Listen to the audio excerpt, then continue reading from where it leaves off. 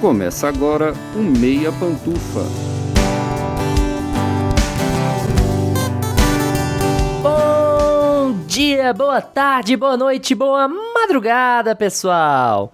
Todo mundo com os fones de ouvido porque tá começando o seu Meia Pantufa. Toda terça às 5 da tarde no seu player favorito. Eu sou o Luiz Leão e tenho aqui comigo, como sempre, de um lado, meu amigo Gustavo Azevedo. Bom dia, tarde, noite, madrugada, Gusta. E aí, assistidores e assistidoras de filmes e séries? E também, como sempre, do outro lado, meu amigo Lucas Abreu. Bom dia, tarde, noite, madrugada, Lucas. E aí, cinéfilos e cinéfilas no Meia Pantufa? Brilho Eterno de uma Mente Sem Lembranças tá fazendo 20 anos e a gente tá aqui pra relembrar, entendeu? Relembrar, porque fala de memórias, viu? A gente vai relembrar a obra do Michel Gondry, escrita por Charlie Kaufman e vencedora do Oscar de melhor roteiro original. Uma mistura de comédia, drama e esquisitices do Charlie Kaufman, Brilho Eterno foi um enorme sucesso de 2004 e é um filme muito querido por todo mundo que assiste. Mas por que esse projeto maluco caiu no gosto das pessoas? Será que Brilho Eterno consolida a versatilidade que o Jim Carrey parecia mostrar nos anos anteriores? E por que todo mundo se lembra desse filme com tanto carinho, tanto tempo depois? Antes de começar, você já tá seguindo a gente no seu agregador favorito? Aproveita que ainda tá começando e clica em seguir. Clica em seguir, porque você sempre ouve eu falar isso e não clica, tá? Eu vou dar um tempinho aqui. É rapidinho e você se torna o primeiro a saber sempre que o Meia Pantufa tiver conteúdo novo. E tem outra coisa bem importante. Se o seu agregador de podcast tem um sistema de avaliação, dá uma notinha boa aí pro Meia Pantufa. Geralmente é um sistema de estrelas, logo no começo do seu feed. Basta clicar no podcast e avaliar. Quanto mais avaliações boas, mais os agregadores distribuem o Meia para as pessoas interessadas. Mas chega de enrolação e bora começar. Bota aí os seus fones de ouvido, o seu escorredor de macarrão na cabeça com luzinha, porque tá na hora de Brilho Eterno de uma Mente Sem Lembranças no Meia Opinião.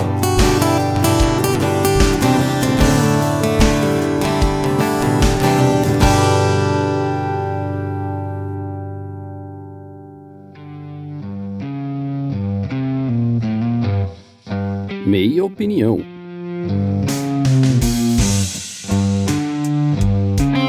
Brilho Eterno de uma Mente Sem Lembranças. O principal problema de fazer episódio sobre esse filme é ter que falar esse nome toda vez, né? Ele é dirigido pelo Michel Gondry e ele é roteirizado pelo Charlie Kaufman, na verdade baseado numa história do Michel Gondry e do amigo dele, Pierre Bismuth. O Michel Gondry e o Pierre Bismuth conceberam uma ideia para uma história de uma pessoa que recebe no correio uma carta dizendo que foi apagada da mente de alguém. E eles acharam que essa ideia dava caldo para virar alguma coisa e se juntaram ao Charlie Kaufman para fazer um pitch para as produtoras, com muito receio, na verdade, supondo que as coisas não fossem dar certo, porque quem quer comprar uma bobagem dessas, segundo eles, né? Mas na verdade teve até um leilãozinho para ver qual produtor ia ficar com a ideia e acabou funcionando e puseram o Charlie Kaufman na tarefa de escrever esse roteiro e fazer com que isso virasse um filme funcional. A gente pode lembrar, inclusive, do nosso próprio podcast. O Charlie Kaufman tá vindo numa crescente com Quero Ser John Malkovich de 99, que consolidou o nome dele como um roteirista muito específico, quase que um roteirista de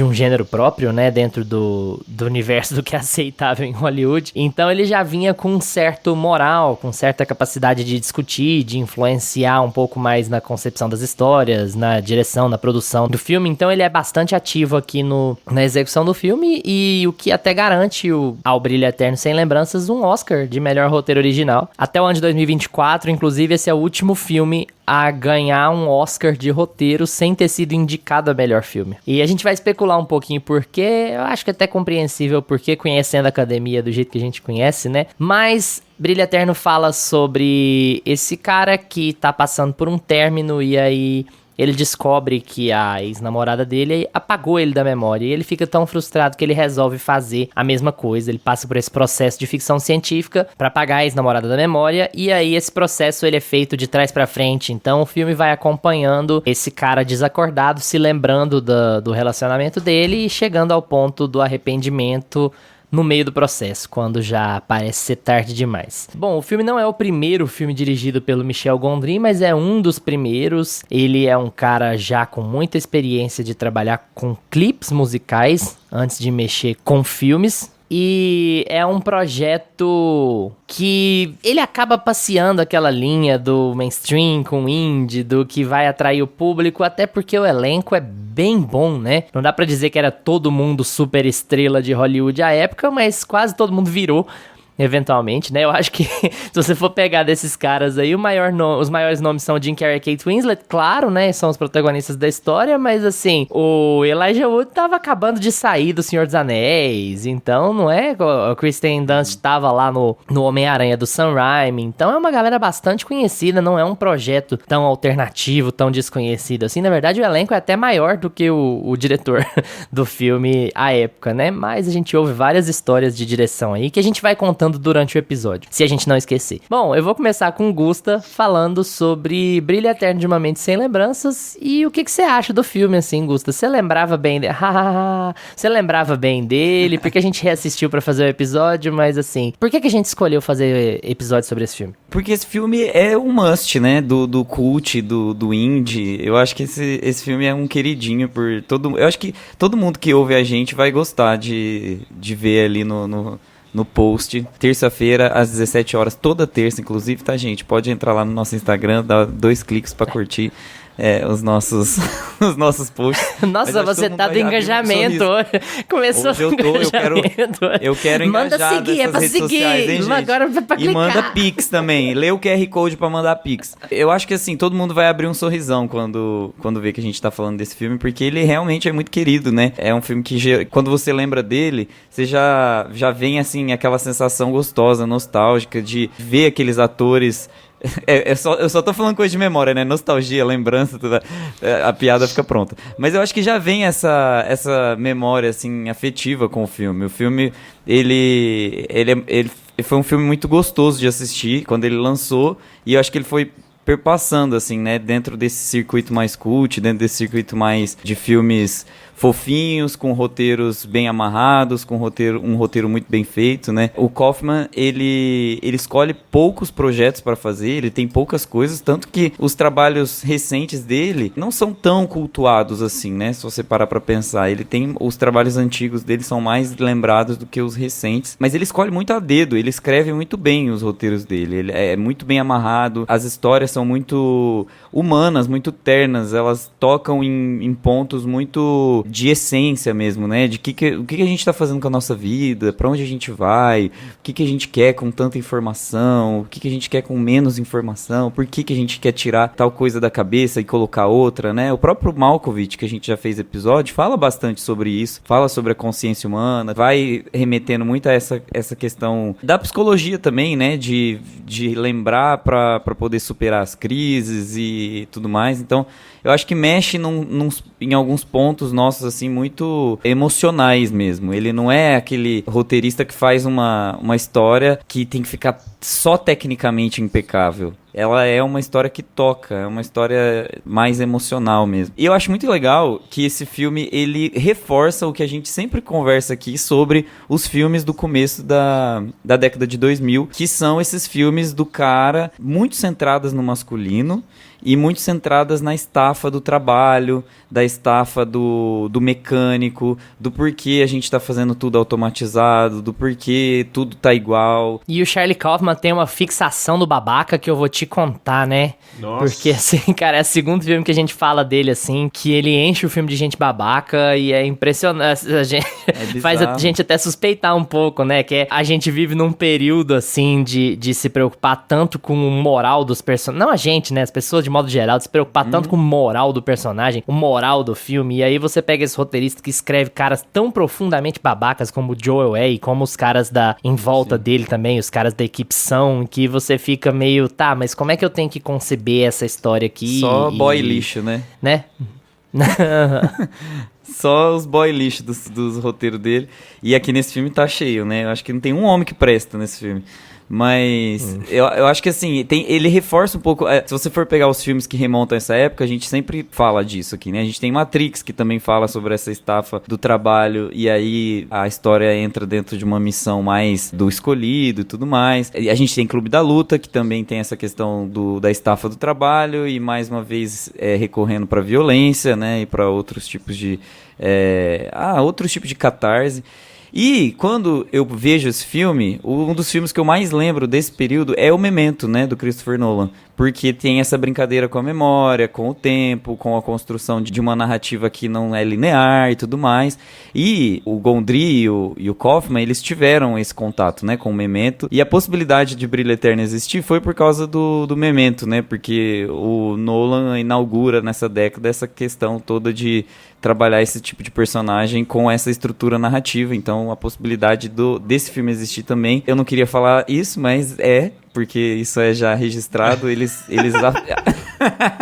mas eles dão graças ao Nolan. Ele vai. Eu estou fazendo isso. Eles dão graças ao Nolan por Brilho Eterno poder existir, porque é um filme que precisou dessa estrutura, de saber que existe possibilidade de brincar com a memória desse jeito, nesse período, né? Só pra fazer um asterisco antes de você comentar, na verdade, Memento virou um problema, né? Porque o filme foi apresentado pras produtoras como uma grande ideia original, como uma coisa assim legal pra caramba e tal. Só que a execução foi demorada, porque depois que eles conseguiram vender a ideia, o conceito pra uma produtora, é que o Charlie Kaufman começou a estruturar realmente o roteiro. E esse processo demorou muito tempo, e são muitas indas e vindas, e é o que vai dar certo. Inclusive, o roteiro que o Charlie Kaufman faz, ele acaba ficando muito diferente do que a gente vê no filme. O filme acaba mudando muita coisa, muito por questões logísticas, mas assim, muitas escolhas que vão pra ilha de edição também. Foi muito problemática a ilha de edição desse filme. Mas o que acontece? Nesse intervalo, nesse ínterim da concepção do filme, de os caras darem um sinal verde pra fazer o roteiro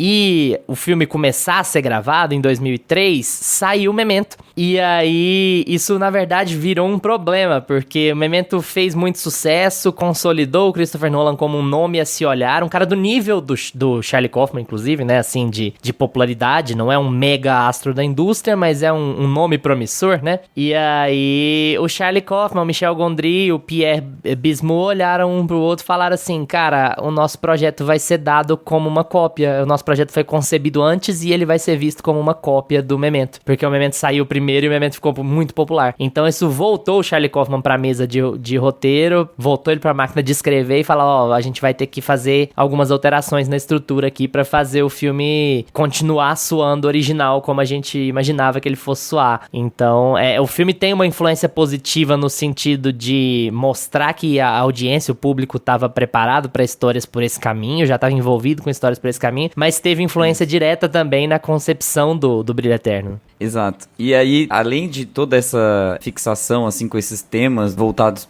pra descoberta do masculino e do mecânico e de como que a gente pode sair dessa... quebrar a roda, né?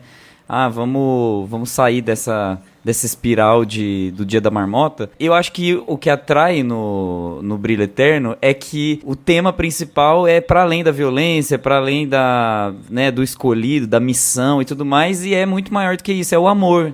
Então eu acho que fica esse filme fofo. Ele é um filme que ele é mais querido do que todos esses outros que eu falei, assim, quando você lembra, vem uma memória afetiva de, que gostosinho, porque ele é uma comédia romântica, ele é um romance. Dentre todas essas opções, assim, que surgiram no começo da década de 2000, eu acho que Brilho Eterno, no circuito cult, ele é um filme que ficou muito gravado afetivamente, assim, ficou muito aquele filme que você lembra e já vem só coisa boa, sabe? Tirando que tem tudo isso que você falou, o elenco, Jim Carrey fazendo drama, que era uma coisa que a gente não tinha visto. Só ali no Show de Truman que a gente tinha visto um pequeno exemplo do que ele podia fazer. Todo mundo, né? A Kate Winslet, o próprio Elijah Wood, que era um rostinho muito conhecido na época. Então, o elenco é muito legal de ver ele em tela, né? Então, eu acho que tem todos esses fatores reunidos, assim, que fizeram sucesso e do porquê a gente tá falando dele aqui hoje. Cara, foi bom vocês falarem aí do Charlie Kaufman já no começo, porque eu fui rever esse filme agora, e eu fui rever assim sem lembrar de quase nada dele, não lembrava nem nome de diretor, nem nada, sabia quem tava no elenco, e aí que eu vi que, cara, é do Charlie Kaufman, porque esse filme, eu ia assistindo ele me lembrava muito, Quero Ser John Malkovich. E ele tem muito essa pegada, né? Do próprio personagem que o Jim Carrey faz, ele tem algumas coisas, algumas características, assim, até meio parecidas ali com o personagem do John Cusack. Apesar de eu achar o do Jim Carrey mais gente boa do que o outro.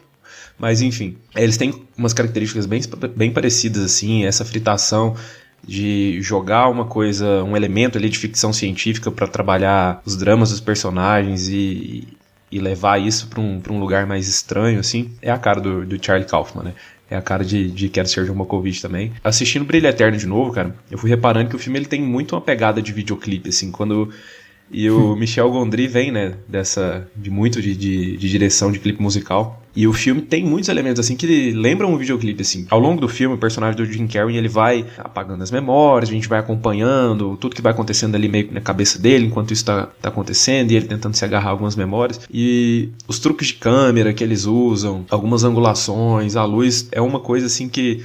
Se a gente pegar vários clipes aí dos anos 2000, é aquele mesmo estilo, assim. E aí eu acho que isso... Assistindo esse filme hoje de novo, isso favorece muito mais o elemento nostálgico, né, que o Gusta falou aí, e a gente vai pegando todas essas coisinhas, assim, e leva a gente, assim, direto, assim, pro começo dos anos 2000. E é um filme, cara, que eu falei isso, um filme que me causou isso, que teve no Oscar agora, foi o Past Lives, e é um filme que você termina, assim, com um nó na garganta também, com angústia. Esse filme, ele vai te deixando angustiado, cara, porque ele fala sobre romance, ele fala sobre relacionamento, mas ele tem esse elemento, né, de ficção científica, de uma tecnologia que pode apagar suas memórias, mas ele entra muito assim nos dramas pessoais, em como as pessoas lidam aí com o término dos relacionamentos, essa coisa de lidar com o outro como se fosse um estranho depois. E ele vai se aprofundando nisso, assim, que vai te dando, e você vai acompanhando eles como casal.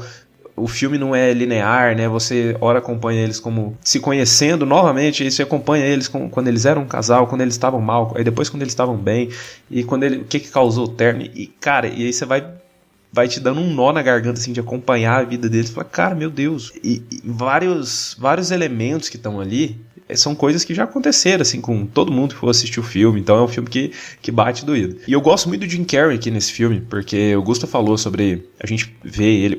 O elenco todo tá maravilhoso. A Kate Winslet tá ótima, ela é Wood. E a gente tem nomes fortes aí. Mas o Jim Carrey, cara, pra mim ele tá maravilhoso nesse filme, porque a gente é acostumado a ver ele todo espalhafatoso e até nos momentos dramáticos a gente fica esperando, né, que ele vai entregar aquela coisa, né, bem overacting. E, cara, ele tá bem contido aqui. Ele entrega, assim, personagem quando ele precisa chorar, quando ele precisa... Você compra o drama dele, o filme todo. Você compra o Jim Carrey fazendo um cara triste, porque no Show de Truman ele ainda é um cara legal, que tá descobrindo algumas coisas. O filme tem umas pegadas mais sérias, mas ele é um personagem mais bem-humorado, que tem aquele negócio de né, dar bom dia, boa tarde, boa noite. Agora aqui não. Aqui ele é um cara triste, cara. Ele é um cara melancólico, apático, preguiçoso. E você compra essa ideia, né, do Jim Carrey sempre ali encolhido, com aquele olhar triste, sempre olhando o mundo meio distante. E quando ele tá no relacionamento, ele continua meio distante, sempre assim, parece. Quando as coisas vão acontecendo, ele vai sofrendo, ele vai tentando se agarrar a algumas memórias conforme elas vão sendo apagadas, cara. Pra mim, o Jim Carrey me convenceu muito aqui nesse filme. Hora nenhuma eu fiquei esperando, assim, a piadinha e tudo. Que a gente começa com... Você bate o olho no Jim Carrey e fala, cara, não dá, né? Não dá pra levar tão a sério assim, mas... E assim, já tinha visto o filme, já gostava dele, mas revendo, acho que eu valorizei mais ainda a atuação dele aqui. Eu acho que o filme ele vai pra uma reflexão, assim, que ele aborda isso de um jeito muito... Acho que a gente vai falar mais disso aí ao longo do filme, deixa o Luiz comentar mais. Mas toda a reflexão que ele faz de como a gente trata as nossas memórias e de como a gente lida com o luto, com o término de relacionamentos, e a volta que ele dá meio que pra falar que, olha, a gente tem que passar por isso. Não dá pra você simplesmente apagar as coisas. A gente precisa passar por isso, seja pra amadurecer, seja pra evoluir, seja pra... virar quem você tem que se tornar, quem você tem que se tornar, mas não dá simplesmente pra você apagar as coisas que acontecem só porque você tá sofrendo. Você precisa, o sofrimento faz parte da vida, né? Uma coisa até meio Nietzsche, assim. Inclusive é mencionado no filme, então... Então o filme vai muito nessa pegada, né? De refletir sobre isso. Falar, olha, a gente tem que enfrentar essas coisas. E mesmo os personagens que estão apagando isso daí, olha o que está acontecendo de novo na vida deles e olha como a vida leva eles de volta a tentar enfrentar isso de novo. Eu gosto muito desse filme. Eu queria pegar um ponto que o Gusta falou sobre a época, né? A gente vê essa virada do milênio e tal. Eu acho que olhando em retrospecto, esse cinismo preguiçoso, assim, do personagem masculino, ele é um pouco chato pra mim, pessoalmente, assim, sabe? Eu acho um pouco repetitivo acompanhar esses personagens, até porque uma coisa que o Lucas falou sobre ele ser muito parecido com o John Cusack do Quero Ser John Malkovich, você já sente uma tendência de repetição ali, e você tende a desgostar um pouco desse cara logo no começo, assim como você desgosta muito do outro lá, você desgosta um pouco desse cara aqui, mas enfim, depois você vai entendendo o que ele tá passando, e eu acho que isso isso acaba afetando menos. E outra que é bom reafirmar sempre, né? Você não tá acompanhando arte pra gostar dos personagens. Você não tá acompanhando arte pra ter lição de moral toda hora. Você não precisa ter personagens corretos fazendo a coisa certa e ter uma mensagem no final pra você gostar de um filme, gente. Não é assim que funciona a coisa. Apesar de todo mundo lutar contra isso hoje em dia, não sei por que motivo. Mas o filme, ele é dessa pegada, ele replica muito essa pegada existencialista lá do Quero Ser John Malkovich, mas ele acaba focando mais no relacionamento do que nesse existencialismo, na repetição do tema existencial, né, que já tava acontecendo muito nesses filmes que o Gusta citou, inclusive no próprio Quero Ser John Malkovich, do próprio Charlie Kaufman. Então, pra evitar a repetição de tema, eu acho que ele acaba escolhendo a abordagem correta, que é focar mais no aspecto do romance da coisa do que no aspecto existencialista ou mesmo no aspecto da ficção científica, que poderia ter sido um outro lado pelo qual eles iam seguir, né? O Charlie Kaufman decidiu falar sobre o romance, falar sobre as memórias e o impacto que um relacionamento tem na sua vida e tal. Ele tem essa coisa também com esse personagem meio maníaco-depressivo, né? E tal, e faz muito parte da concepção desse personagem, embora ele esteja querendo focar mais no romance, faz muito parte da concepção desse personagem essa lógica de que nada faz sentido pra ele, né? O cara tá procurando significado na vida por meio do relacionamento, e quando ele vê que não é assim, porque não é assim que funciona, ou ele ainda não descobriu o propósito da vida, ou a vida realmente não tem um propósito, ele começa a ser grosseiro com a namorada, né? E a gente começa o filme vendo isso, né? Porque como eu disse, as memórias vão de trás pra frente, a gente começa vendo o fim do relacionamento deles, né? A gente começa entendendo o porquê que ela quis apagar o relacionamento deles da mente, e por que ele quis apagar o relacionamento deles da mente também. E aí depois ele vai voltando nas partes boas e passar. É quase uma sessão de terapia, né? É uma terapia de casal. Os caras, eles vão.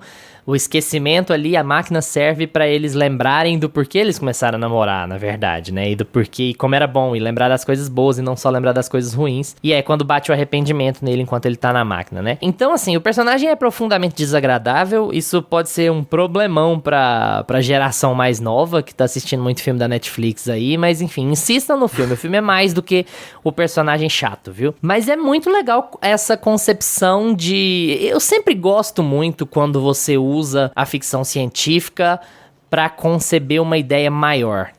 Mais genérica até talvez, isso no bom sentido, sabe? Você usar a ficção científica para desenvolver um conceito além. Você usa ela como um mecanismo para explorar a história que você realmente quer explorar e não fazer a história sobre o elemento de ficção científica. Nesse sentido, eu acho que tem algumas coisas que... Eu tava até falando em off aqui com os meninos, algumas coisas que, muitas aspas, enfeiariam o filme, olhando com olhos de 2024, que fazem com que ele funcione muito bem. Primeiro, essa câmera digital, que é essa coisa da filmagem do começo dos anos 2000, quando os diretores de cinema começaram a comprar TechPix e acharam o máximo fazer filmes de 20 milhões de dólares filmando com TechPix, que fica uma cara de home video, né? Até comentei com eles em off aqui, parece aquele filme que a sua mãe fez do seu sobrinho Marcos fazendo aniversário de 3 anos, e aí a câmera é toda meio desfoca do nada, e ela é toda granulada, a resolução é baixa, não é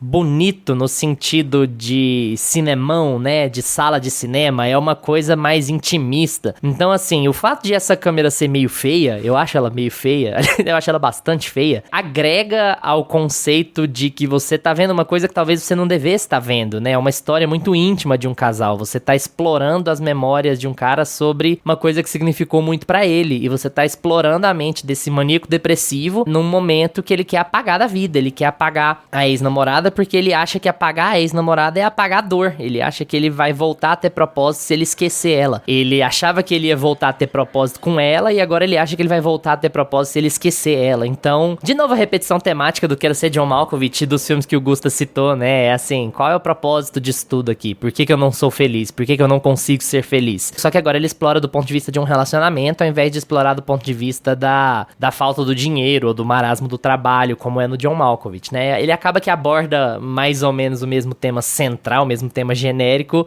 por um aspecto muito diferente. Então, eu acho muito positivo nesse sentido a escolha de câmera, a escolha de maquinário que eles fizeram pra filmar também. Eles usaram técnicas que já não eram as técnicas tradicionais pra época, o que fez com que a câmera ficasse em posições, em ângulos um pouco, vamos usar um termo, alternativos aqui, sabe? E ela treme muito, sabe? Não chega a ser uma câmera de mão, mas a câmera não tá colocada num dolly tradicional de trilho e tal, ela sempre tá muito instável, e isso colabora muito com a mensagem, né, de um cara que tá passando por um procedimento de dano no cérebro, literalmente. Essa ideia de a câmera balançar muito e de ela tá fora de posição, fora de quadro, isso faz com que o filme cresça muito em temática, né? A simbologia do filme acaba se apoiando muito na temática.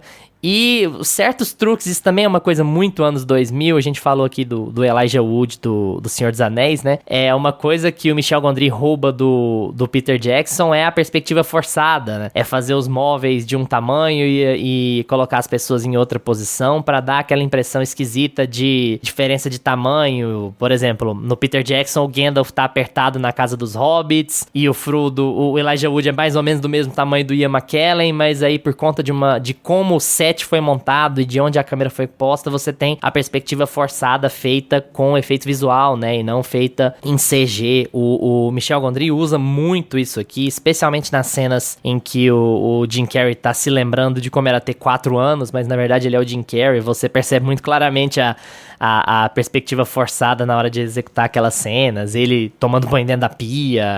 Tem uns momentos muito assim que a execução lembra muito a execução de certas coisas lá do Senhor dos Anéis do Peter Jackson, especialmente. Inclusive, super sugiro, se vocês não conhecem, gente, procura aí no YouTube os vídeos de cenários do Senhor dos Anéis do Peter Jackson, que vocês vão ver como o efeito é muito legal, como eles construíram essa diferença de perspectiva lá nos filmes sem usar a computação gráfica, né? Então eu acho que esses elementinhos, assim, eles acabam sendo muito positivos quando a gente vai pensar no que essa história tá querendo abordar, né? É um procedimento extremamente invasivo numa pessoa que está numa crise existencial gigantesca, que tá sofrendo brutalmente, então tudo aqui é fragmentado, tudo aqui é desproporcional, tudo aqui é meio fora de ordem. E a gente junta isso com o Charlie Kaufmanismo das coisas, né? Que ele é sempre assim, e a gente acaba tendo uma obra muito significativa do que é o Charlie Kaufman. É engraçado falar muito do Charlie Kaufman e pouco do Michel Gondry, né? Mas é porque como tem essa estrutura, a gente tá vindo do John Malkovich, e aí a gente pensa aqui também, o Gusto falou em obras mais recentes, como Estou Pensando em Acabar com Tudo, do Charlie Kaufman, que tá na Netflix. A gente vê muito essa linha, eu não diria nem uma linha temática, mas assim, a linha de pensamento do Charlie Kaufman é muito marcada nesses filmes. Os filmes dele são facilmente reconhecíveis por causa disso, mas eu acho que esse aqui é o melhor filme dele, assim, pelo menos de todos os que eu vi, porque ele casa uma série de coisas muito agradáveis pro público, né? Ele tem um tema muito associável, que é o término de um relacionamento e esse sofrimento, e como a pessoa fica mal por isso, e como ela quer apagar certas coisas, mas geralmente não é o caminho, porque a gente tem que... Tudo isso faz parte do crescimento, né, e tal, pessoal. Você tem um elenco enorme, o Jim Carrey é um cara extremamente carismático, fazendo um papel muito diferente do que ele costuma fazer, do que ele costumava fazer até então, né. Acho que Show de Truman à parte, a gente tá falando aqui do Ace Ventura e do Máscara, né, gente, pelo amor de Deus, e colocar esse cara aqui nesse filme. E, assim, Kate Winslet, que ninguém nunca precisa falar nada dela, ela tá sempre bem, você vê Mark Ruffalo novinho, você vê Kirsten Dunst novinha, é muito curioso, assim, revisitar esse filme e ver essas pessoas, cara, nossa, olha o Mark Ruffalo, ele tá parecendo, tipo assim, um playboyzinho desses filmes da Netflix, sabe? Então o filme dá uma sensação muito boa de falar sobre memória e a gente assistir ele 20 anos depois e ter essa nostalgia de ver essas pessoas que viraram todos lista A em Hollywood, né? Mark Ruffalo, principalmente, a gente acabou de ver ele aí em Pobres Criaturas e olha a diferença dele aqui. Então eu acho que dá uma sensação, apesar de, como o Lucas falou, uma sensação muito pesada, porque não é um tema fácil, todo mundo já passou por coisas parecidas, sabe, em termos de relacionamento. Ele, ao mesmo tempo, ele é um filme muito bom de assistir, você fica envolvido naquela história, assim, de um jeito muito legal, apesar de triste, de um jeito muito legal. Então, pra quem não viu ainda e tá só com base aqui no episódio, porque ouve a gente toda semana, gente, essa é uma baita recomendação, assim, é um filme que eu acho que nós três gostamos muito, né. Gusta, se puder acrescentar aí, por que eu coloquei lá na pauta e queria passar essa pergunta pra vocês, assim, se tem alguma coisa que eu não falei aqui que faz vocês acharem explicação do porquê esse filme ainda é tão querido pelas pessoas, ele é muito bem avaliado, muito bem quisto, pra pegar um termo do episódio passado, né, que é a palavra quisto que você queria usar. Por que ele é tão bem quisto pelas pessoas 20 anos depois e todo mundo fala desse filme com tanto carinho? Eu acho que o primeiro ponto é o carisma do elenco. Isso definitivamente. Os protagonistas, né, o Jim Carrey e a Kate Winslet, eu acho que conquistam qualquer um. É absurdo como aquela primeira cena deles conhecendo no trem já te pega de primeira. É muito gostosa aquela cena. Você assiste ela assim, ela é leve, ela é dinâmica, ela tem aquela tensão, aquelas borboletinhas no estômago de quem tá conhecendo a pessoa pela primeira vez e tem vergonha, o tímido e o extrovertido se encontrando e tendo que lidar cada um com as suas limitações. Como eles passam a energia naquela cena, sabe? Porque eu acho que para além da direção, para além do roteiro, existe uma energia de atores ali que faz o filme brilhar.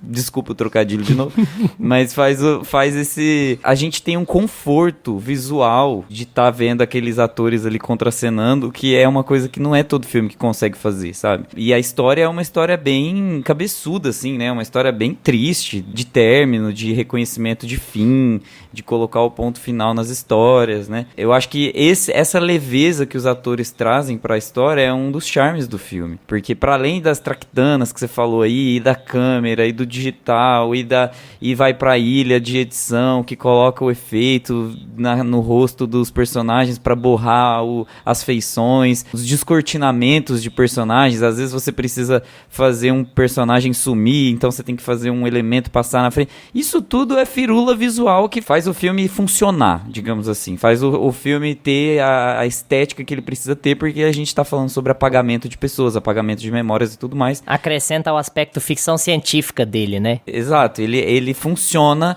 porque ele tem aquelas tractanas ali, mas no fim das contas ele é um filme mais humano e ele é um filme mais... Ele conquista mais o público justamente por causa do elenco. Eu acho que o elenco aqui é a chave pro filme funcionar. Não só o elenco principal, né, os protagonistas, mas o carisma e o humor, por exemplo, do Elijah Wood. O Elijah Wood, ele na verdade não tem tanto humor, mas ele tem essa coisa meio da pessoa que tá fazendo alguma coisa errada, ele tá fazendo alguma coisa errada e a gente sabe que ele tá fazendo alguma coisa, ele sabe que ele tá fazendo alguma coisa errada, e aí ele tá tramando, né, aquele personagem que tá sempre em suspense, a gente tá sempre... Mas é claramente aquele cara que foi concebido pra ser o alívio cômico na época, mas quando a gente olha hoje, a gente fala assim, cara...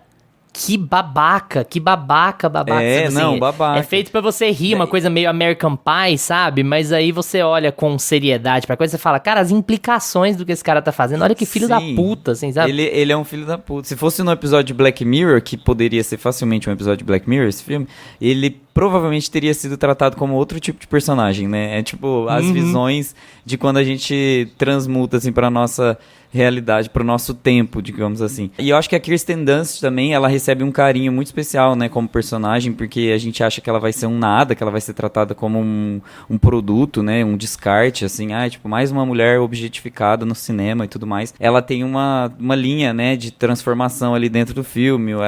Ela dentro da história, ela é usada, assim, mas a gente fica do lado dela, né, porque o roteiro dá um pouco mais de espelhamento pra ela, dá um pouco mais de camadas. Então eu acho que quase todos os personagens ali recebem camadas extras, além dos protagonistas que estão literalmente sendo colocados ali dentro da cabeça deles, pra gente ver cada vez mais camadas deles, né, internas. Os outros personagens também nos dão esse, não alívio, mas porque o filme não te alivia em ponto nenhum, mas ele te dá essa robustez. O filme ele vai te preenchendo com esses personagens carismáticos cada vez mais, e no final você tem uma entrega de um produto que é 100% satisfatório. Eu saio desse filme assim 100% satisfeito com o final, com o desdobramento daquele relacionamento, parece que eles exploram tudo que tem pra explorar e deixam em aberto o que não precisava ser dito, sabe? Quando o filme consegue atingir esse ponto perfeitamente, assim, de a gente não vai expor tudo que o filme tem pra expor, mas a gente vai deixar algumas coisas abertas também, porque precisa deixar essas lacunas, né? A memória é assim. A gente só lembra de algumas coisas específicas pra deixar outras em aberto. Então, o filme conversa com a estética, conversa, como você mesmo estava falando, Luiz.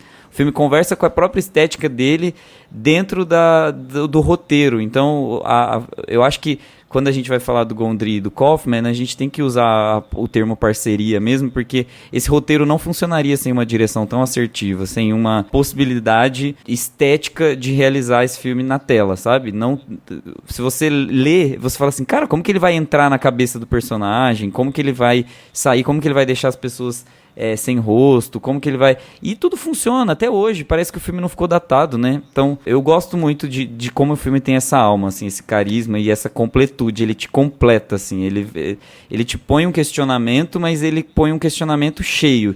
Não vem aquela coisa, assim, superficial, ou só aquele filme doido que te provoca e não te responde coisas. Eu gosto muito disso. E aqui eu acho que entra muito o que o Lucas falou sobre a direção de videoclipe, né? Eu acho que o fato de o Michel Gondry ter essa experiência com a direção de videoclipe faz com que flua mais naturalmente pra ele uma edição menos focada em continuidade e mais focada em conceber coisas mais aleatórias, sabe? Tudo bem que o Charlie Kaufman vai replicar isso quando ele vai dirigir as próprias coisas, mas, assim, essa ideia... Porque se você for conceber um videoclipe, não faz... Como você estrutura um videoclipe via de regra? Você tem 3 ou 4 cenários diferentes, que eles são apresentados em partes diferentes da música, e quando você tem um refrão, você tem um clímax, você geralmente vai alternar entre esses 4 cenários.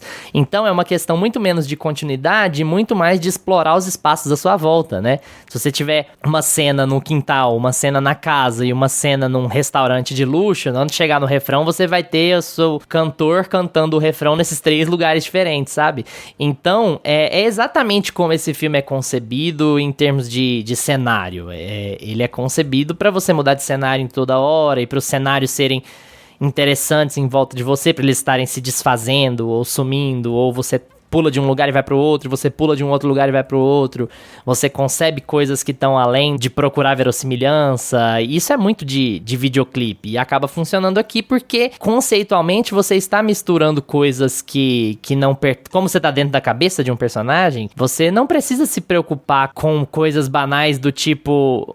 Aonde a história tá indo? Em qual momento eu estou? Isso aqui é lúcido ou é sonho? Isso aqui é verdade ou é mentira? Isso aqui é antes ou depois do apagamento? Isso não faz tanta diferença, porque o filme é feito pra ser bagunçado, porque a nossa memória é bagunçada, as coisas se misturam, a gente põe pessoas onde elas não estavam, a gente não lembra a cor do cabelo das pessoas, a gente não lembra com quem elas estavam falando, a gente não lembra dos rostos em volta da nossa memória, a gente só lembra do que a gente conseguiu gravar ou do que estava próximo da gente, às vezes a gente acha que estava falando com uma pessoa, na verdade estava falando com outra, a própria estruturação da memória é assim, e o filme consegue replicar isso muito bem em como ele é executado, sabe, em como ele pega esse conceito de uma memória falha, e não só falha, que está se desvanecendo, né, propositalmente, ele consegue colocar isso em tela pra fazer você ficar confuso, mas não confuso ao ponto de abandonar aquela história. Você nunca abandona a história. Você fica confuso em volta, mas o conceito é até bem claro, ele não é muito fora da linha, né? Você vai acompanhando uma história que está desvanecendo e o cara que está resistindo a isso. Então o conceito é muito claro,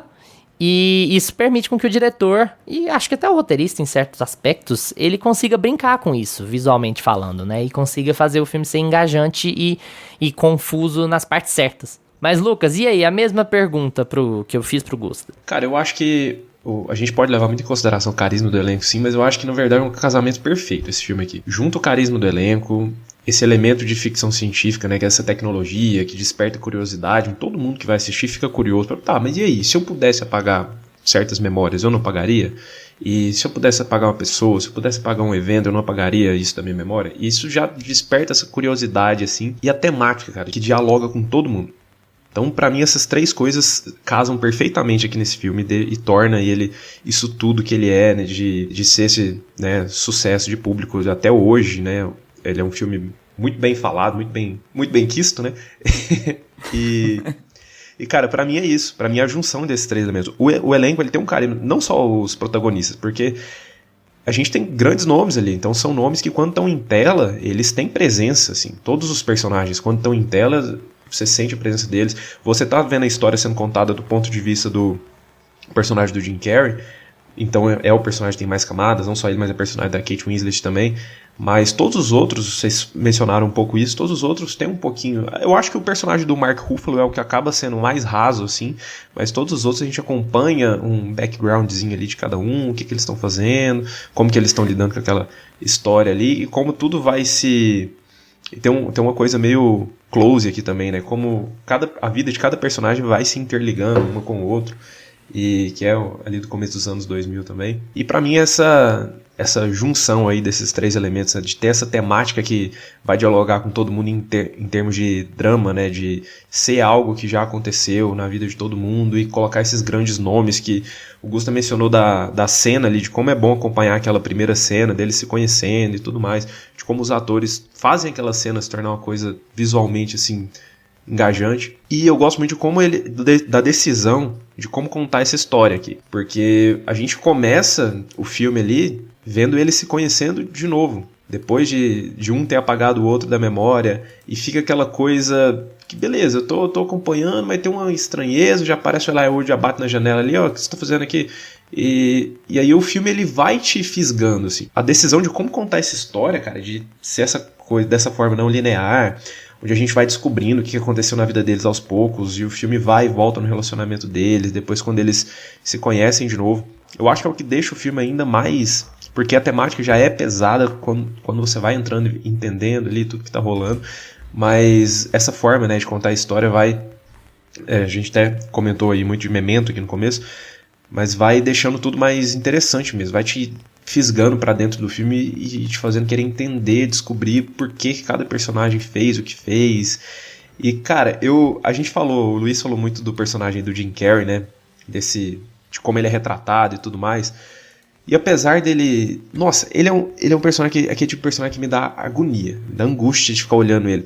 Porque você olha... Você entende os dramas dele, você entende o sofrimento dele, né? Você consegue ter uma certa empatia com ele. E com a personagem da Kate Winslet também. Mas, ao mesmo tempo, você fica olhando e fala... Cara, você tem que agir.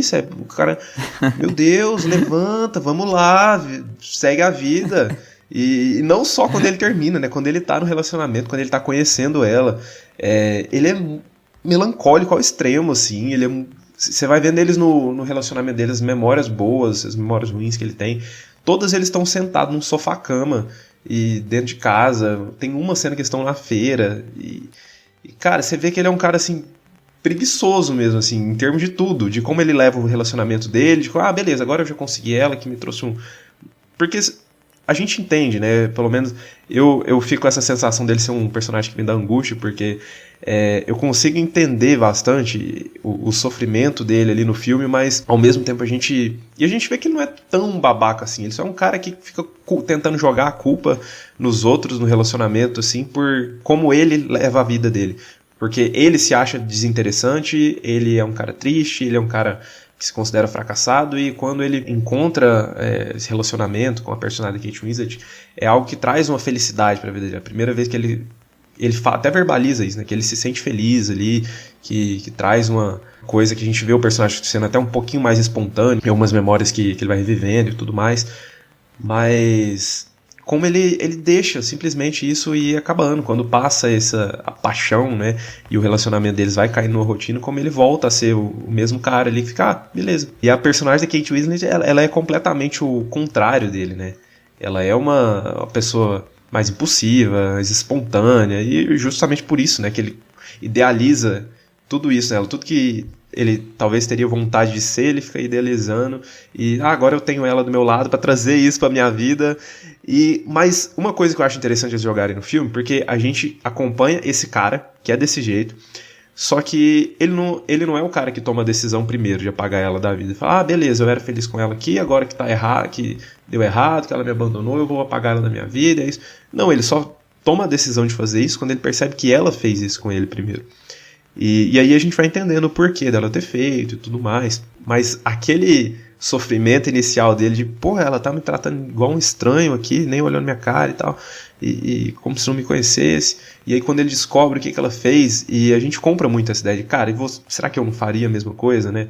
E eu gosto dessa decisão, de como, é isso que a gente falou no começo do episódio, né? Não são personagens pra você torcer por eles, né? Todos os personagens aqui têm a sua escrotidão aqui, e tem os seus dramas que conseguem cativar a gente também. E eu acho isso muito bem feito em relação ao personagem do casal no geral, mas como a gente vê o filme mais do ponto de vista, né, da cabeça ali do Jim Carrey, eu acho isso muito bem feito com ele. Amigo, eu acho ele muito babaca. E eu acho, tipo assim, ele muito babaca mesmo. Mas eu acho que... Eu fiquei com muito mais raiva do Elijah Wood do que dele, assim. Sim, mas é porque o Elijah Wood, ele é... Aquilo é um abuso, ele né? É o vilão que ele faz do com filme, ela é um abuso. Chato, ele é o vilão. Ele é um é abuso psicológico que ele faz com ela, né? Claro que como a ferramenta não existe na vida real, a gente não consegue quantificar isso, botar no papel, mas é um evidente abuso psicológico. Ele tá abusando de uma pessoa vulnerável. É isso que o Elijah Wood tá fazendo. Ele é composto pra ser mais vilão, mas assim, por que eu acho o Joe um personagem muito babaca. E, de novo, isso não diminui o filme. A gente tem que olhar com olhos de época, de saber quem tá escrevendo. Lembrando, é o cara que escreveu Quero Ser John Malkovich. Ele é muito babaca porque ele espera demais dela, entende? E eu acho que nesse sentido, é uma concepção que era muito comum uns anos atrás. E graças a Deus hoje tem deixado de ser. Mas é um jeito muito escroto de ver masculinidade, sabe? Eu acho que ele é muito babaca num sentido meio 500 Dias com Ela, que é um cara que bota as expectativas de que a vida dele vai ser boa, vai ser salva por conta dessa outra pessoa, sabe? Como se ele fosse ser salvo, como se ele fosse ser uma pessoa melhor, mais agradável, mais aberta, mais expansiva, mais cheia de propósito, porque ele tá namorando uma menina extrovertida que pinta o cabelo, sabe? Tem até um termo específico, né? O Manic Pixie Dream Girl é o termo que eles usam muito pra Summer no 500 Dias com Ela, que é uma moça que é toda quirky, ela é alegrinha e ela, sabe, espivitadinha, assim. A Kirsten Dunst já fez vários desses papéis, inclusive, na carreira. E aí ela fica com o encargo de ser o motor da vida desse cara. E esse cara não tem propósito que não essa mulher. E aí depois, quando ela fica desinteressante, quando ela desbota pra ele, inclusive literalmente, né, o cabelo dela vai desbotando. A gente usa o cabelo como referência pra ver o relacionamento deles desmanchando, né? Aí quando ela não é suficiente pra ele também, ele fica muito escroto com ela.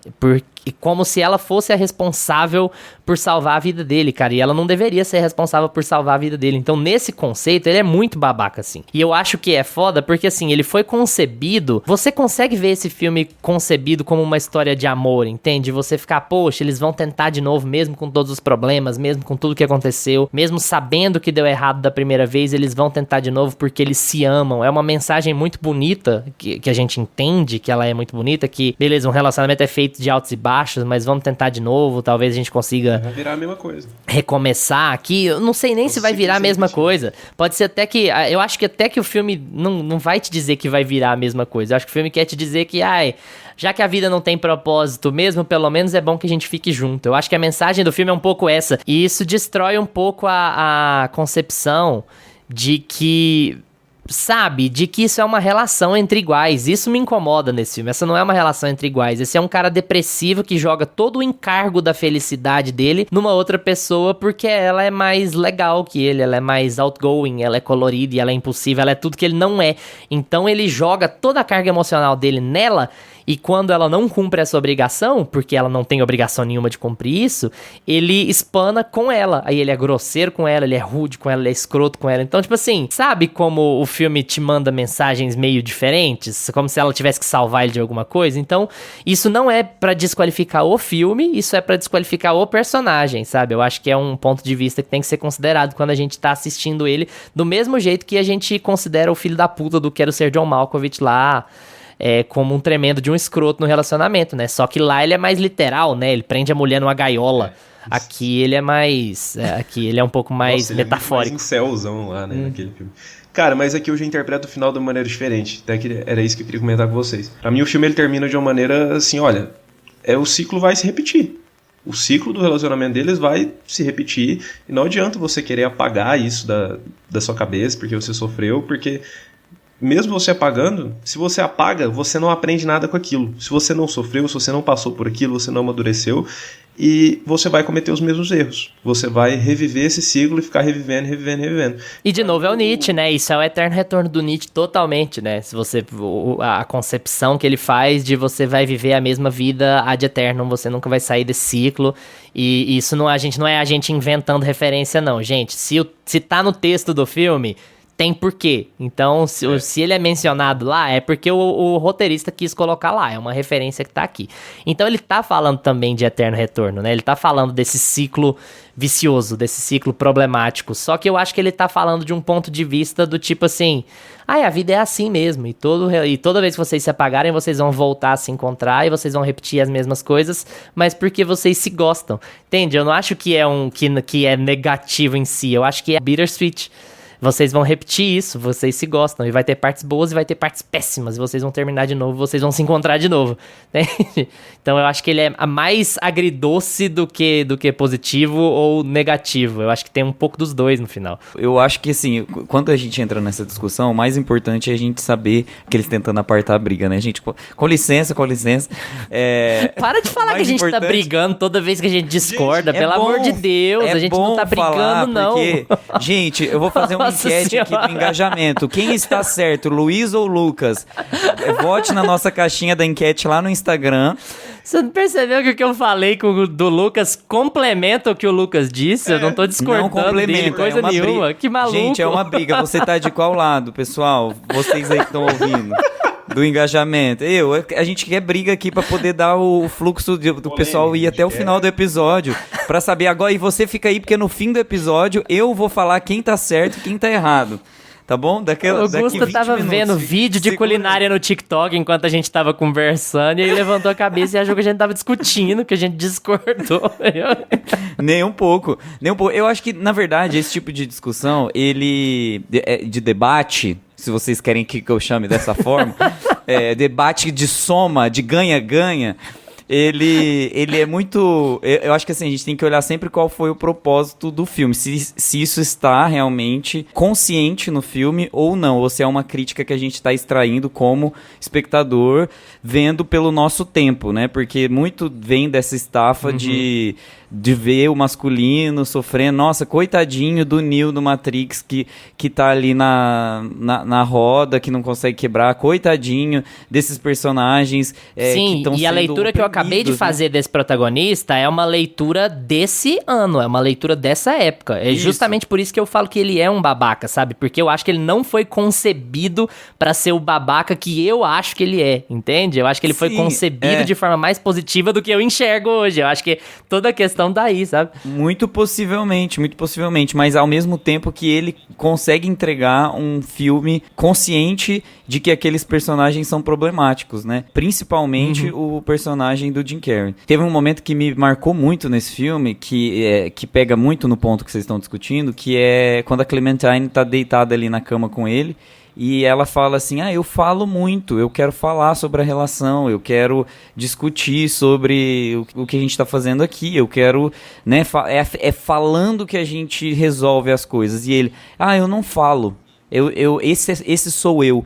E, cara, esse é o embate antes ele dissesse eu não falo, o que ele diz pra ela é assim, não é só porque você está falando o tempo inteiro que você tem algo a dizer. Que você tem algo a dizer, tipo assim, descredibilizando. Ele foi muito, e é muito o embate que o masculino tem com o feminino, assim, né? Esse debate clássico entre homem e mulher se relacionando, e como o homem é mais introspectivo e não aprendeu a falar sobre os sentimentos, e como a mulher é ensinada a falar sobre os sentimentos o tempo todo. E o filme fala um pouco sobre isso, sobre como ele foi incapaz de acessar os sentimentos dela, porque ele achou que aquilo ali já era a finalidade, né? Estar no relacionamento já era o fim, e não trabalhar o relacionamento dos dois por meio da conversa. E aí vai muito também essa coisa da psicanálise que o filme traz muito, que é entrar nas memórias do passado, encarar ela como mãe, né? Tem uma cena meio freudiana ali, que ele tá deitado, que ele tá sentado, e aí ele meio que vê ela como amiga da mãe mais velha, e aí no primeiro momento você acha que ela é a figura materna, então tem uma coisa ali, né, dos complexos e tal. Então, assim, o filme, ele trabalha, ele é consciente de que ele tá fazendo esse esforço pra buscar os problemas que tinham no relacionamento, mas ao mesmo tempo ele tem a consciência de que o cara é um escroto, sim, à medida e ao modo do tempo que a gente tá conversando aqui. Então, eu acho que o filme tem essa consciência, apesar de tratar da forma com que ele conseguiu. Uhum, ele tem essa consciência, amigo, mas eu acho que o problema desse ponto de vista, olhando com os olhos de hoje, é que é uma concepção muito patética. Não é que assim que o roteirista acha que o cara é um vencedor, que ser homem é isso mesmo. É justamente o contrário. Ele encara assim, eu sou um perdedor mesmo, ninguém merece estar comigo, eu me odeio, eu sou uma pessoa insuportável, eu não sei como é que essa mulher me aguentou, ela tem razão de ter me apagado mesmo, porque eu sou muito escroto.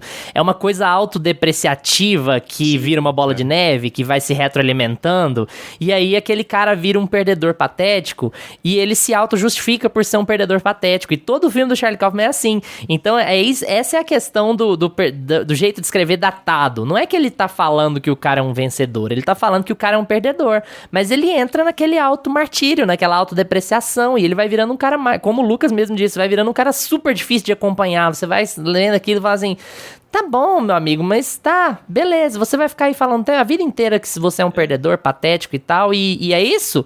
E aí você não vai fazer o mínimo esforço de melhorar, e aí você vai destratar a única pessoa que realmente gosta de você o tempo inteiro e vai se fazer de coitado por causa disso. É um tema, é um jeito de estruturar a coisa faz muito datado. Provavelmente ele é um cara que tem depressão ali, né, gente?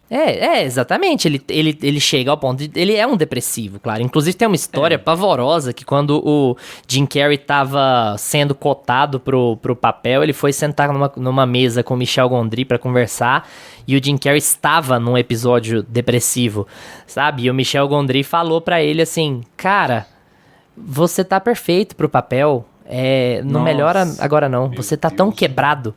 E aí, tipo assim, e o Jim Carrey falou isso em entrevista, não sei se foi naquele documentário do Andy Kaufman, ele comentou isso, sabe, em público. E ele falou assim, isso é o quão desgraçado o showbiz é. Ele falou, é esse tipo de merda que o showbiz faz com você. Foi esse tipo de coisa que eu tive que ouvir do diretor, sabe? Ele estava no episódio depressivo, mas aquilo era bom pro projeto que o diretor queria fazer, então assim, eu espero que você não melhore, sabe? O diretor, cara, o diretor falou isso pra ele. Nossa, então assim...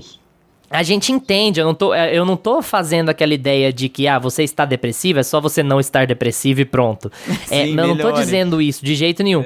Mas é aquela concepção de um cara que é um perdedor e que ele não procura ajuda. E aí ele leva as pessoas em volta dele pra derrota com ele. Isso é muito típico, na verdade, né?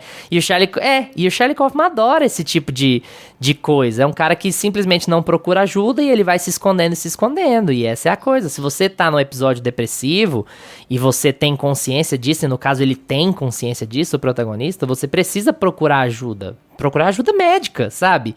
Porque não é uma tristezinha, você tá com um processo psicológico complicado e você precisa de ajuda. O que ele faz é puxar as pessoas em volta dele pra afogar com ele, pra afogar na pia com ele, igual ele tá se afogando no filme, literalmente. Olha as sabe? Metáforas aí então, sabe, é foda porque é um personagem profundamente desagradável, sabe? E como eu ia falar do 500 Dias com Ela, o 500 Dias com Ela numa pegada muito diferente, mas assim, ele é um filme que ele é visto 10 anos depois muito diferente do que ele era visto na época.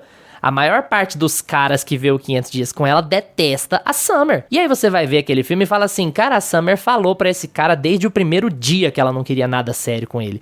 Então tudo que ela fez que ele considerou como horrível foi da cabeça dele. Então ele é um merda, ele é um imaturo, ele é um crianção. E aí como o fato de você passar o tempo vai te dando releitura sobre aquilo que você tá fazendo. E esse filme tem que ser revisto também dessa maneira. E de novo, isso não diminui o filme é ótimo, eu adoro o filme, mas eu acho que ele tem que ser visto, sim, com uma leitura ainda mais negativa desse cara do que o filme tá apresentando, sabe? E olha que o filme já tá apresentando uma leitura bem negativa dele.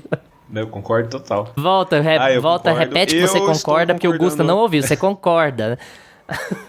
Tá vendo, pessoal? A polêmica, Luiz tá força o Lucas a concordar com ele. Eu falei que vocês iam ter a resposta. É uma ditadura. Cadê Alexandre de Moraes? Fica. Mas eu acho muito bom que o Luiz ele tem uma raiva assim, das interpretações de 500 Dias com Ela que a galera faz, que toda oportunidade que ele tem, ele tira assim do fundo do coração. E essa foi perfeita, a né? revolta, né? Aham, sim. Essa Mas foi a isso, oportunidade cara. perfeita. Mas eu gosto também, cara, esse personagem do Jim Carrey, tudo isso que a gente falou e tudo mais, acho que a gente já falou o suficiente dele, mas eu gosto de como eles retratam a Clementine também, cara. Essa cena que o Gusto mencionou, né, dela tentando conversar com ele e tal, que ele é grosso e tudo mais, o filme coloca ela como a cool girl, né, beleza, idealizada ali, a descolada, mas ao mesmo tempo a gente vai entendendo, assim, que aquilo ali não é o que ela quer. Ela conheceu ele, foi levando, achou ele legal e tudo mais. A gente vai entendendo que ela é uma pessoa realmente muito impulsiva também. Porque, olha, beleza, ninguém aguenta um relacionamento com um bosta daquele ali muito tempo, né? Mas tratando você daquela forma. Mas isso vai... Pra mim, o filme ficou muito claro que é isso que mais dá angústia, que eles não dariam certo. A gente, como espectador, fica olhando e fala, cara, não daria certo. Ela é uma pessoa toda cheia de vida, que muda de opinião e muda de a cor do cabelo. Isso fala muito sobre a personalidade dela. E ela quer estar conversando, vivendo, ir na praia, ir no gelo e fazer as coisas na vida. E ele é aquele cara parado, que tem esse despertar ali no início do relacionamento com ela, mas que depois ela não aguenta mais aquele marasmo, né? Tudo isso. E o fato dele ser um maníaco depressivo, aparentemente, é algo que eles tomam um certo cuidado, assim, no filme, né, de retratar, mas que também não... A maneira como ele lida com isso que é o problema, né, isso que a gente comentou dele terceirizar isso pro relacionamento, de colocar, porque eu sou um perdedor mesmo, então eu tenho que encontrar alguém que vai me trazer felicidade, se essa pessoa não trazer, ela tá errada e tudo mais, e... eu acho que o filme aborda isso muito bem. Até a personagem, a Clementine, assim, eu acho ela muito bem retratada aqui, porque eles não colocam ela só como coitado, olha o que ela passou com esse cara nesse relacionamento. Como ela era perfeita. Não, eles colocam ela como uma pessoa, uma garota normal e que simplesmente só não estava aguentando mais tudo que ela estava passando naquele relacionamento monótono ali. A beleza das brigas deles, né? Eu acho que tem muito isso no filme. Eles conseguem colocar uma poesia em cima desse ruído que tem no relacionamento deles, que transforma o filme em uma coisa além do que o personagem X está pensando, o que o personagem Y está pensando. Quando eles colocam ela como essa personagem mais elétrica, que muda de opinião constantemente, eles não fazem isso falando, ela não fala isso, ou não é só mostrado nas atitudes dela. O filme faz ela desaparecer. Então, tipo assim, às vezes ela tá super acessível, às vezes ela tá ali no meio da briga e ele vai no banheiro falar com ela, olha isso aqui. Ela some. Ou seja, quando ele precisava dela, dá aquele sentimento de que ela não estava mais ali disponível. Então, é como se ele tivesse a necessidade do tempo todo ela estar ali disponível para ele, porque ele é uma pessoa quebrada e tudo mais. E ela, por outro lado, não queria estar ali naquele momento para ele o tempo todo, porque é sufocante ficar ao lado de uma pessoa que depende de você e a personalidade da outra pessoa é baseada na sua. Pelo amor de Deus, você fala alguma coisa. Nossa, sim, e aí a pessoa... Aí a pessoa, tipo assim, você tem uma opinião sobre a coisa, a outra pessoa precisa de você pra moldar a opinião dela. Tipo, não, cara, você precisa ter a sua vida e eu preciso ter a minha e a gente vai conviver aqui junto, né? Então tem essa... E aí, quando ela fala pra ele coisas do tipo assim, eu quero ser mãe. No momento que ela fala pra ele, eu quero ser mãe, a primeira coisa que sai da boca dele é, você não seria uma boa mãe. Porque você, Nossa, sei lá, gosta de festa, porque você é extrovertida. Porque, tipo assim, sabe, super vai tomar no cu, sabe? Nossa, essa cena... Não dá, sem condições, também. assim. Não. Aí ela grita e aí ela é histérica, né? É tipo, é o clássico. Ela que tá fazendo um papelão, uma cena. Tipo, não foi ele o culpado, foi ela. Então eu gosto muito disso, porque essas brigas, elas geram a beleza do filme, né? Elas que geram o motor do filme. Você vai entendendo um pouco mais dos personagens por meio da edição, da fotografia, de como eles fazem as tractanas ali. Então o filme é todo amarradinho, né? 100%. Eu adoro esse filme, gente. Dá muita raiva, cara, porque ele é muito passivo-agressivo, né? Ele vai e fala uma coisinha baixinha assim, mas que é pra ofender, que é pra cutucar, que é uma opinião forte que ele tem sobre ela, assim, sendo grosso. E aí a hora que ela coloca pra fora... Ele fica, não, calma, nós estamos na feira, não faz barraco não, na feira, pelo amor de Deus. E de novo, e assim, ele não fala isso pra ela porque ele tem a personalidade pra ser um pai e ela não tem pra ser mãe. Ele inclusive fala que não quer ter filho, né? Ele acha que ela não tá preparada pra isso. Mas é de novo aquela coisa, e ele tá preparado pra isso? E ele vai falar assim, não, eu não tô, porque eu sou um perdedor mesmo, porque como que eu vou criar um filho? Como que eu vou ser um espelho pra alguém? Eu não sou ninguém, eu sou triste, olha, eu sou triste. Eu tento escrever as minhas memórias e fica tudo em branco. Tipo assim, sério, lógico, fica o borderline entre a autopiedade e a doença, depressão mesmo, né? E isso, como isso nunca fica claro no filme, você não consegue processar. Você não consegue ter uma posição definitiva, mas o fato é que ele terceiriza as responsabilidades da felicidade dele pra essa outra pessoa. Isso seria injusto com qualquer um. E isso é o principal problema do relacionamento dos dois, né? Gente, eu acho que a gente vai ser obrigado a fazer um de terno e pantufas do Charlie Kaufman, só que ele vai ter 4 horas, né? Porque toda vez que a gente fala do Charlie Kaufman, a gente escolhe assim, uma pauta, vai ter um episodinho ali de 40 minutos, vai ficar de boa, e aí a gente sempre vai pra outras conversas, vai pra outros lados. Uma e eu acho que isso é legal, né? É sempre uma história muito interessante de acompanhar, mas com uns caras tão babaca que faz a gente ficar nesse debate. No momento dessa gravação, Brilho Eterno de uma Mente Sem Lembranças não está disponível em streaming nenhum, exceto Telecine, que você tem que ter o Globoplay, tem que ter o Globoplay no plano Telecine, então se você tiver, parabéns, seja muito felizes, assista o filme porque vale muito a pena. Se você não tiver, bom, vocês já sabem, né? Streaming não é o único jeito de assistir a um filme. E alerta, hein? No Just Watch tá falando que tá na Max, mas não tá, ele já esteve lá um dia. Eu Fake caí news. Eu caí nessa fake news aí, não está lá, tá bom? Não tá na Max, você procura Brilho e sai tudo quanto é filme da Barbie, sai tudo quanto é coisa dos glitters e não sai o Brilho Eterno de uma Mente Sem Lembrança. Eu queria fazer um pra assistir de pantufas dentro do tópico, que assistam os clipes dirigidos pelo Gondry. Ele tem muito clipe, ele fez parceria com a Bjork, já fez com... Os melhores são do Chemical Brothers. Assistam todos. Ele não parou de fazer clipe desde que ele começou a fazer filme. Ele não é aqueles diretores tipo os Daniel, sabe? Que pararam de fazer clipe porque subiu pra cabeça. Não, ele continuou ali com os artistas parceiros dele. Tanto é que ele tem subiu pra cabeça? O filme desse foi ano passado. Tem O sucesso já subiu a cabeça. O sucesso subiu a cabeça dos Daniels. A trilha, na verdade, é do John Brion, mas ele tem várias ali parcerias que ele já fez também passadas. Ele tem uma música do Beck ali também, que ele já dirigiu vários clipes, que os clipes do Beck também são incríveis. Então, assim, vejam lá depois, dá uma fuçadinha, que é mais rápido de ver, assim, né? Você não precisa sentar, assistir aquele longa-metragem e tal. Então, ele tem muitos e muitos curtas e também videoclipes muito legais, assistam. Apesar de o melhor clipe do Beck ser Colors, que é dirigido pelo Edgar Wright, que é do Baby Driver, e porque tem Alison Brie no meio, eu gostaria de colocar esses três. Só por causa disso, né? O Beck com a videografia dele impecável. Foda-se o Beck, porque tem a Alison Brie. Exatamente.